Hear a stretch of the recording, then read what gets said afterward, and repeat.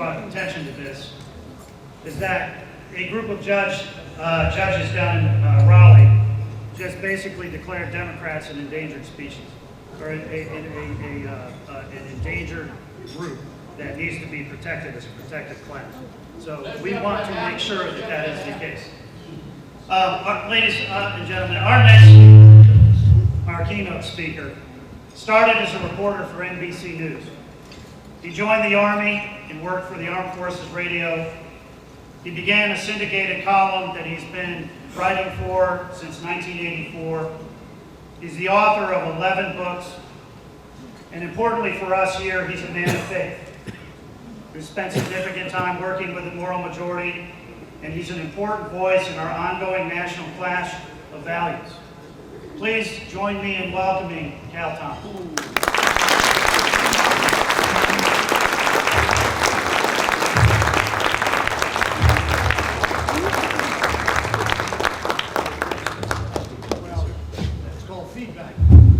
I think I'll just stand here and speak so we don't get the feedback. When I used to live in the Washington, D.C. area, I would come to places and say, happy to be here tonight from Washington, where the only politicians with convictions are in prison. More truth to that than ever. I'm living in Key Largo, Florida now, a no state income tax state, which is like getting an automatic pay raise. Our Governor DeSantis, spoke at a Club for Growth meeting last year in West Palm Beach, and he said something that I wound up quoting in my column. He said, you know, Governor Cuomo of New York has accused me, Governor DeSantis, of stealing his people. He said, I'm not stealing them, he's driving them out. And so it's true in so many high-tax states. What the left has done is a perversion of the 23rd Psalm. They believe the government is your keeper, you shall not want. Yea, brother, you walk through the valley of the shadow of poverty, the Health and Human Services Department will be there comforting you with food stamps and AMTC payments. It's just crazy. Before I go on, I want to recognize a dear friend of mine, Joel Bells, publisher of World Magazine, and his wife Carol, who are here tonight at the front table. If you're not familiar with World Magazine, yes, please. That is based on a biblical truth, but it is very readable. It's a wonderful magazine, got some great articles in it, and you should subscribe. You can pay me later. Where are we in this country? I have lived long enough to see some really bizarre things in our government, but I don't think I've ever seen anything as bizarre as is going on right now. Every value that Republicans and conservatives and believers care about is being challenged by the secular progressives. Everything, monetarily, morally, relationally.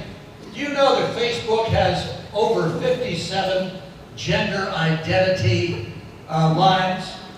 And they have one more that says other in case they miss one. Now how crazy is that?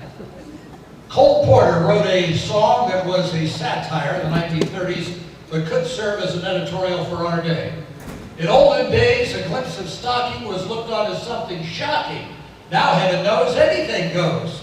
Good authors who once knew better words now only use four-letter words writing prose. Anything goes. The world has gone mad today, and day's night today, and black's white today. And those guys today, the women prize today, are just silly gigolos. I'll be here all week, don't forget to keep the winners. It's crazy. I remember something that the late Bishop Fulton J. Sheen said some years ago. And this is back in, I think, the 50s. And imagine what he would think today were he alive. He said, America is not suffering from intolerance, as so many say.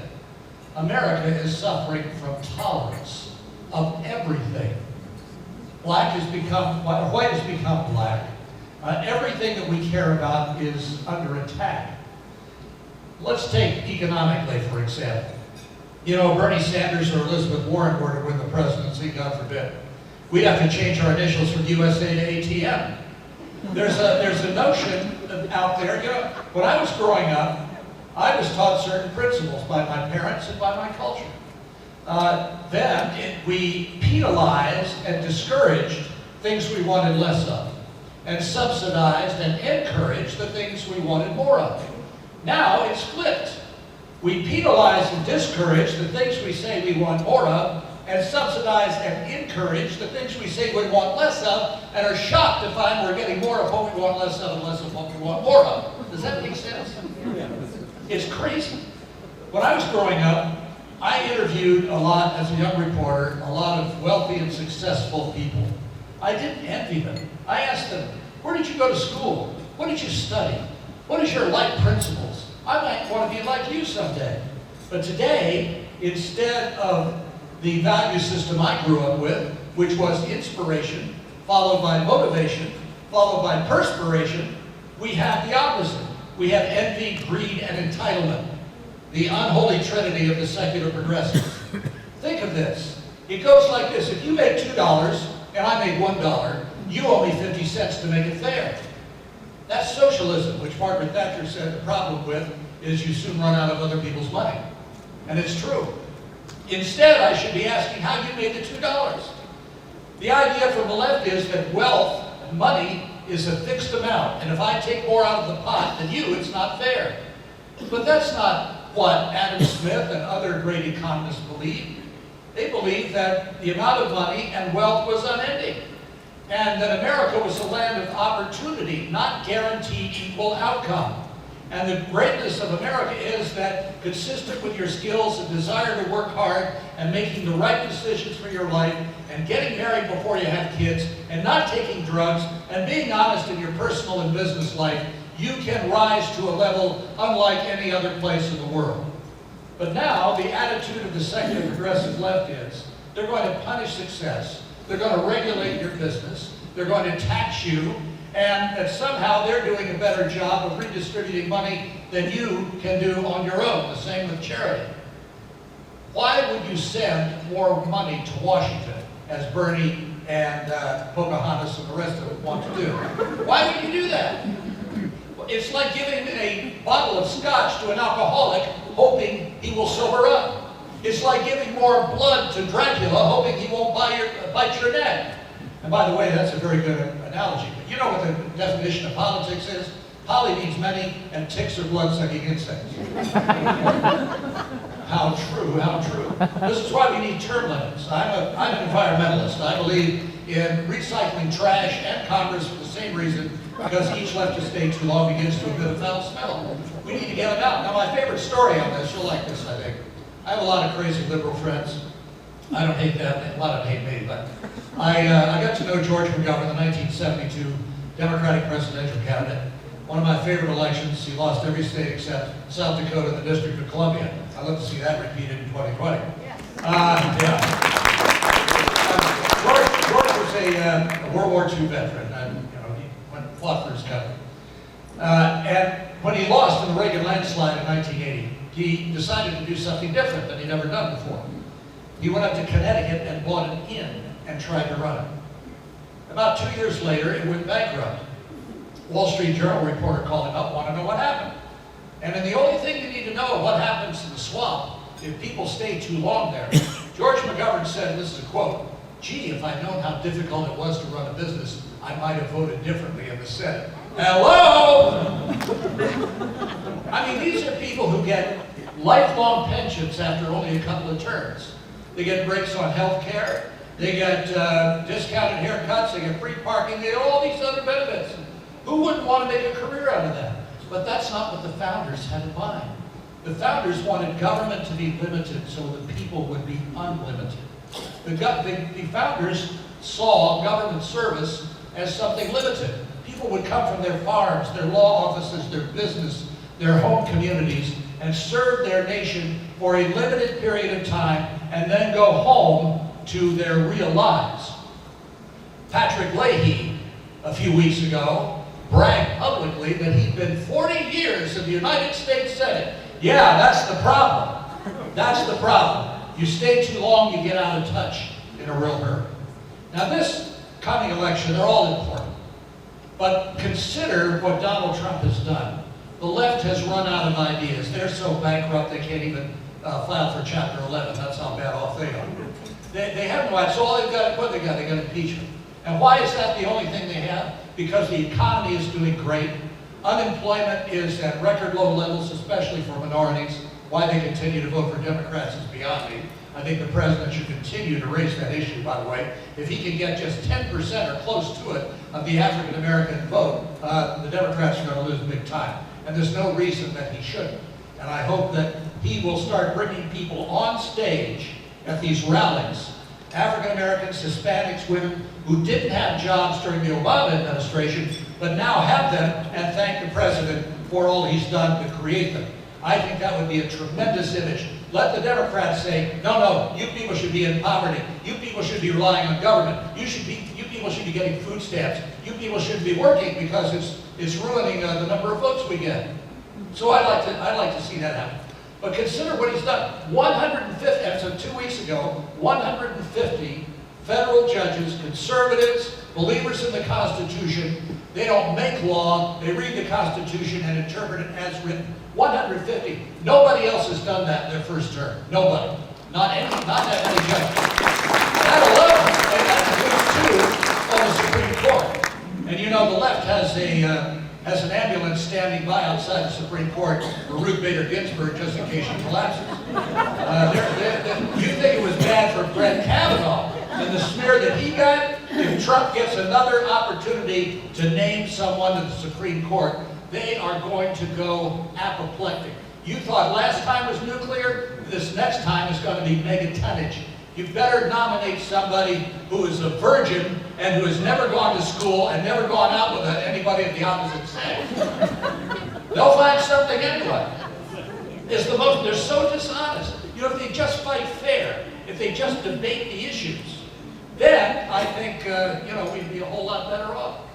But this is where we are. And every election is important, as I say, but this one is critical because, as I'm writing in my Tuesday column, which I just happened to have brought along with me. Listen, hold on a second. I'm at the age now where I need help.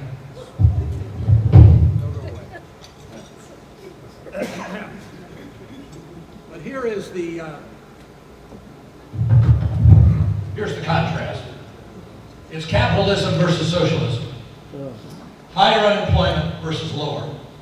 Judges who revere and obey the Constitution versus judges who wish they had written it and know what the founders intended better than the founders did. Government health care versus reforms in the current system to make it better. I'll come back to that in a minute. Greater dependence on government versus an expansion of individual liberty. Rewarding initiative and success versus penalizing them with higher taxes and more regulations.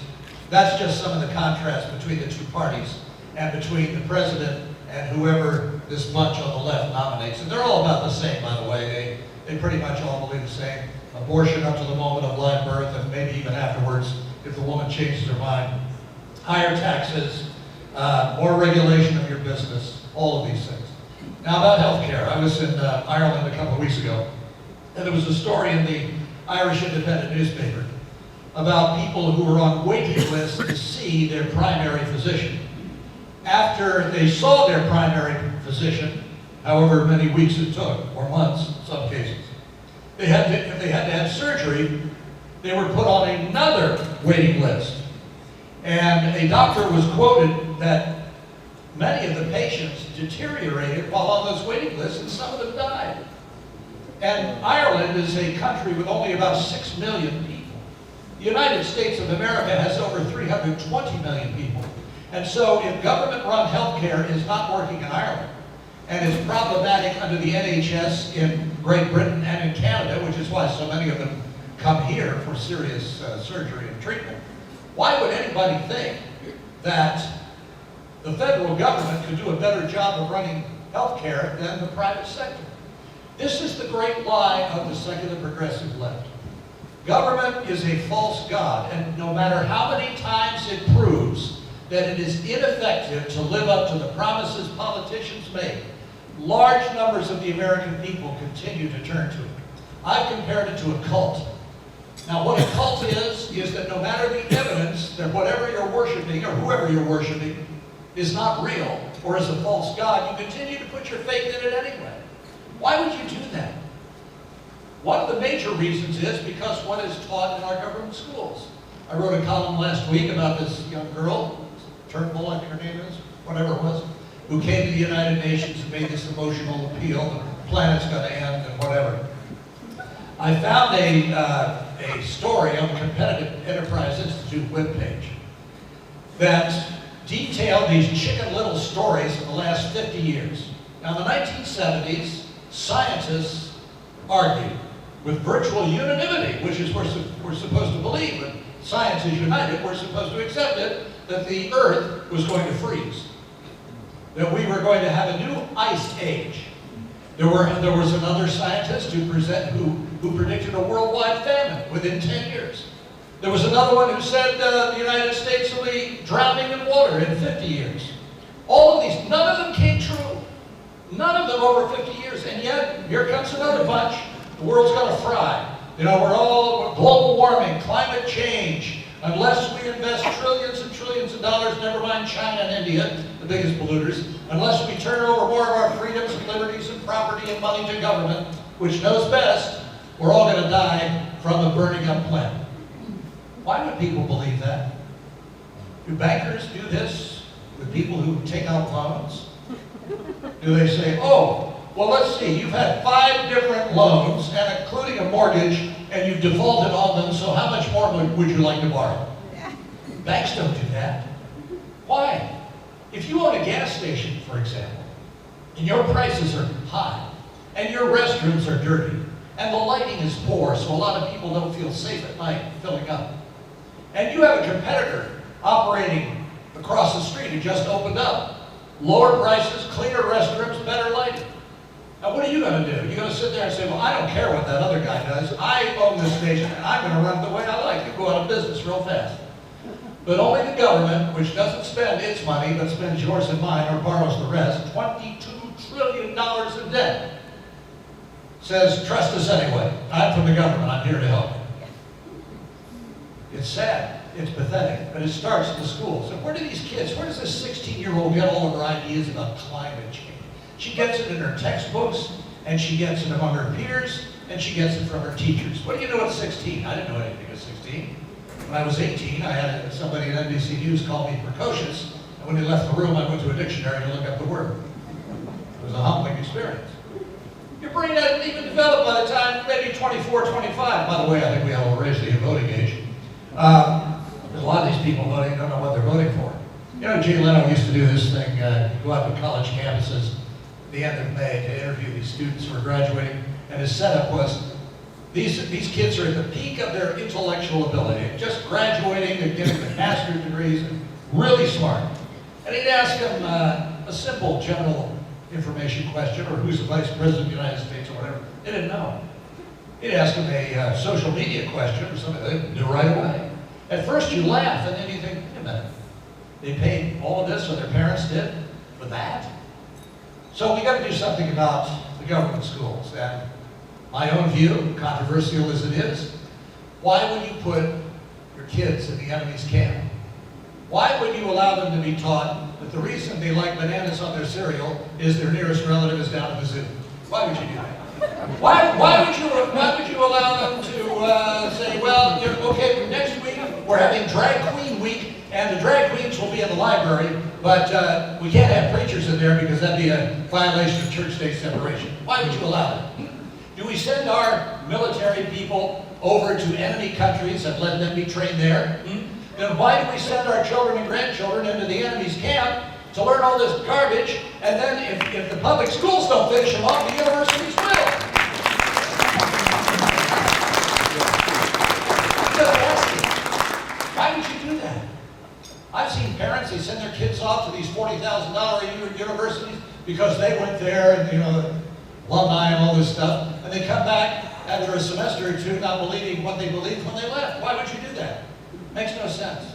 So we've got to do something about the schools.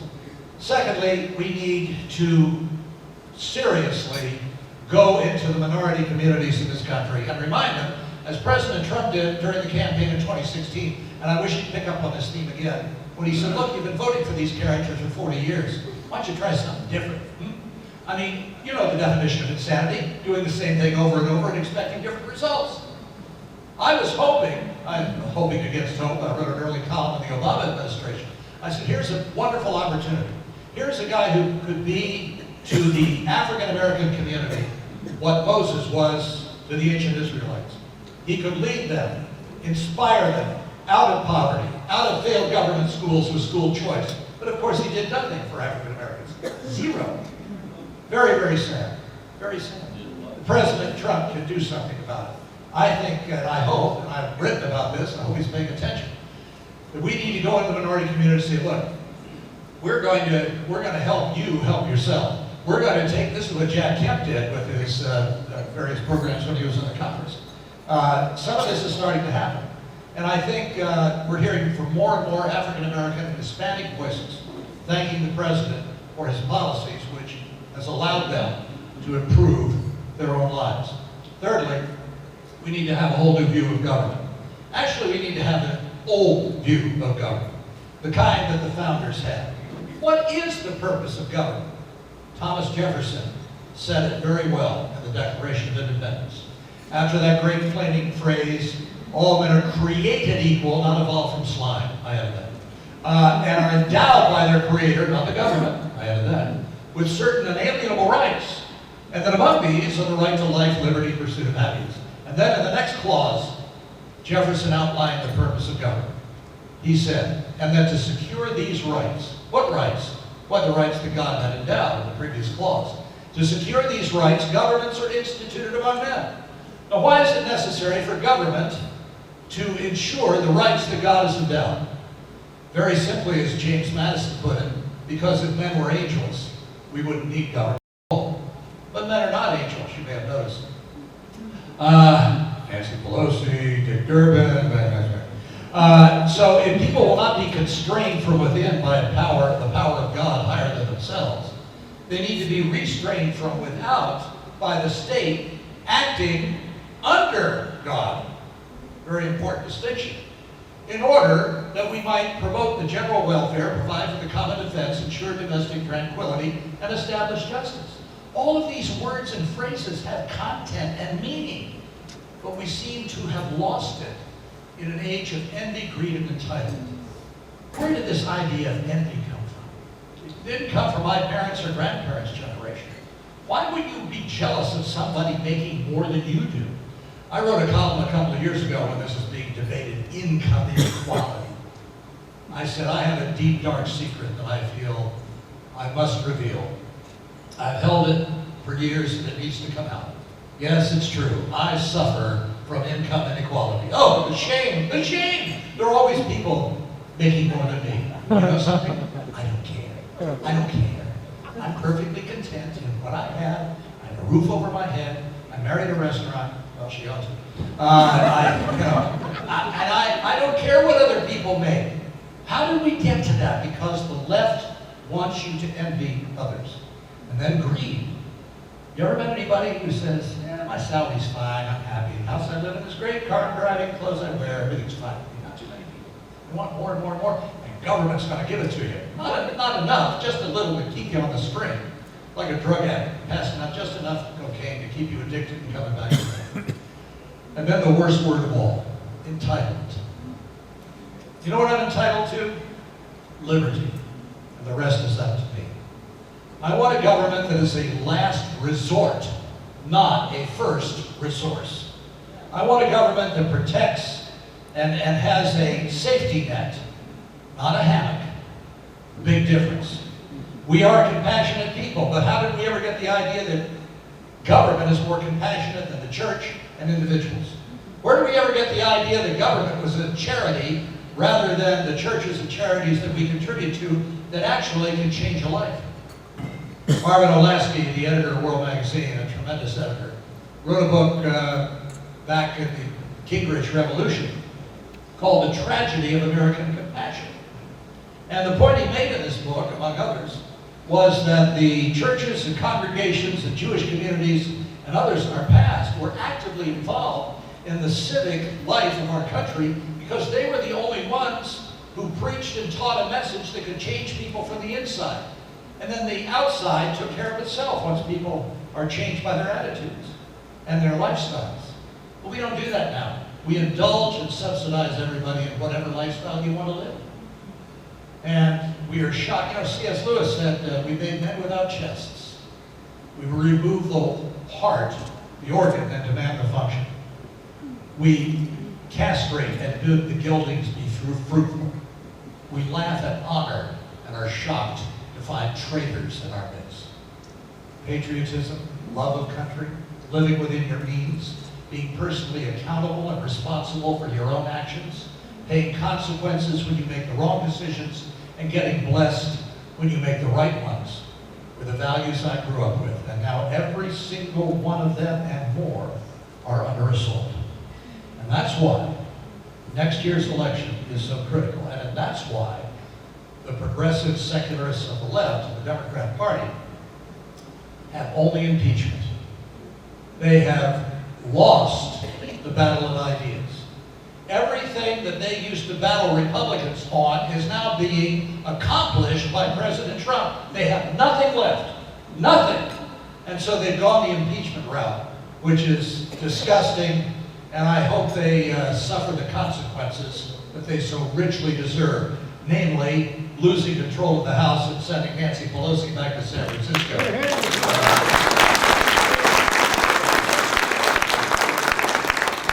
may think, okay, I'm here in the state of North Carolina, and I'm glad it was pointed out earlier, it's one of the 4 critical states. I want to suggest something to you tonight. There are no little people in no little places. Each of you has a community of friends. And I want to challenge you this evening. Now, probably a lot of you have like-minded friends, but I'm sure that you have neighbors or people you know, maybe if you're still employed in your workplace or whatever, who are either unsure or being swayed by the media onslaught and attacks on President Trump. I want you to suggest you sit down with them and don't lecture them and don't get angry or whatever, but say, ask them, where are you getting your information? Just out of curiosity, I'll tell you where I get mine, but where are you getting your information? And then if they're reading, the New York Times or watching the broadcast networks of CNN, and if they're watching CNN, I'd like to know, because nobody is, but anyway, maybe they are. Just suggest that, just like a meal we have tonight, it's balanced. Vegetables, chicken, rice, not so much the dessert, but that's okay. And suggest that maybe you want to listen to Rush Limbaugh for a week. It's just a test. Or read this magazine called World Magazine. I never heard of that one. Here, let me give you a copy. Ask them to input something different than they're used to in their lives. It's not going to take that many votes. Most states now, most counties, are razor-thin margins because so many people have been propagandized by the secular progressives. So reach out to friends and neighbors, church members, or wherever your friends are, and gently inquire where they're getting their information if they happen to be ambivalent about Trump, or especially if they are against him. And point out the record, especially if they're moderates to conservatives. They ought to be pleased with the record, never mind the personality. I mean, personalities come and go, right?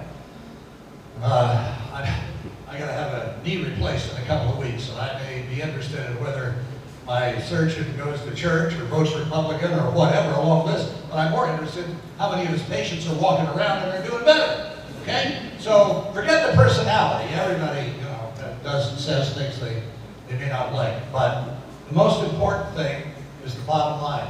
When you're talking about the President of the United States, and this President has a better record in his first term than even the sainted Ronald Reagan. Reagan used to say, and I love Reagan, I knew him a little bit, and he was great for his time. But Reagan used to say, and this is so profound, and he was absolutely right, we are only one generation away from losing it all. Our form of government is not the norm in the world. You look around the world, what do you have? You have dictatorships, you have no freedom of the press, women are being oppressed and suppressed all around the world, and not just in Islamic countries. All of these things that we enjoy have to be renewed like a library book by every generation, and sometimes within the same generation, or we're going to lose it. I have a new book coming out in January called America's Expiration Date, The Fate of Empires, Superpowers, in the United States. And it's based on an essay by the late British diplomat Sir John Gala, who found in 3,000 years of human history, all of these entities had a similar pattern leading to their destruction. The average age, he said, was 250 years. Now, there were a few exceptions, but the exceptions did follow the same pattern. And the last category, the last era before the collapse of these empires, he described as decadence. And he subdefines decadence as the following: uncontrolled immigration without assimilation, massive national debt, 22 trillion to count, military overreach, loss of faith in God, and the collapse of a moral sense as a nation. And my contention is that the United States is on that path. There's little time to turn it around. It is possible, but it's getting late. And while who is in the White House, I love something that Barbara Bush said years ago. She thanked me once for keeping the quote alive. She put it in one of her books. She said, our success as a nation, your success as a family, depends less on what happens in the White House than what happens in your house. And it's true. We need a bubble up revival in America. We need to reestablish those things the founders called self-evident truths. What is self-evident today? What is truth? As Pontius Pilate asked in another context. If you say something you believe is true, you face being denounced as a racist, sexist, homophobe, Islamophobe, right-wing extremist, all these other things they call us.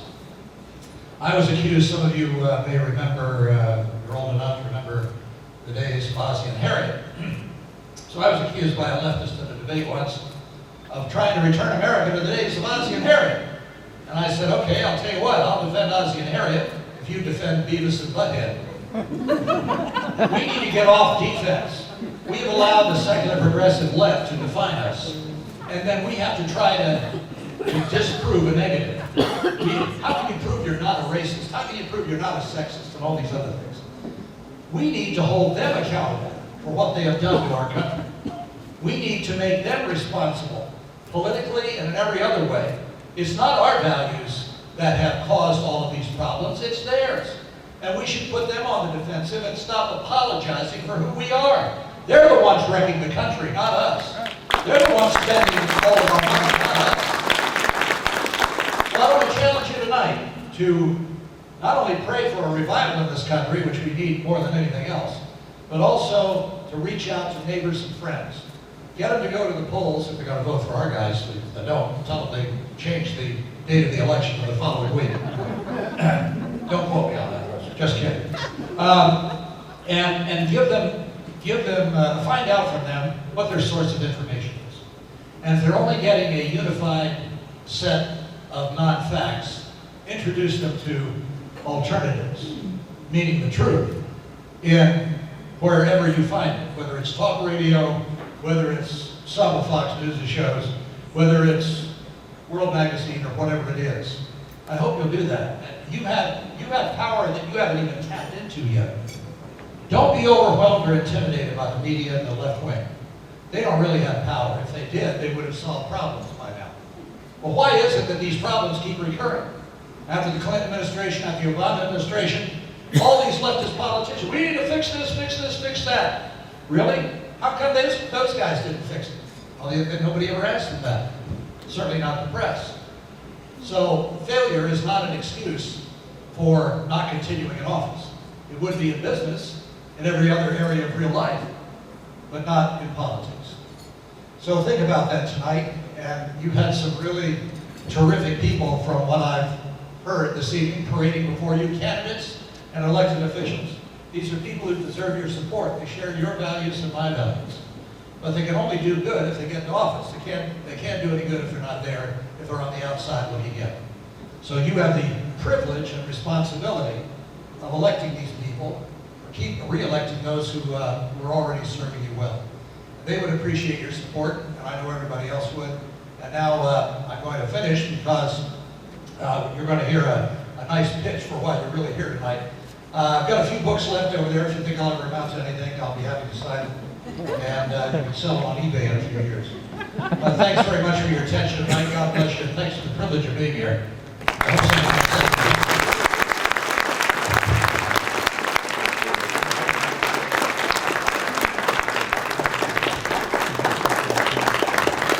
Wow, that was awesome. So So we've got just a couple other things that we need to do while we're wrapping up. First, I'm going to call Betty Hudson up here. She's got information out to the folks that won, and Betty is going to come up here and tell folks what they need to do to win, to take their winnings if they won. So, Betty.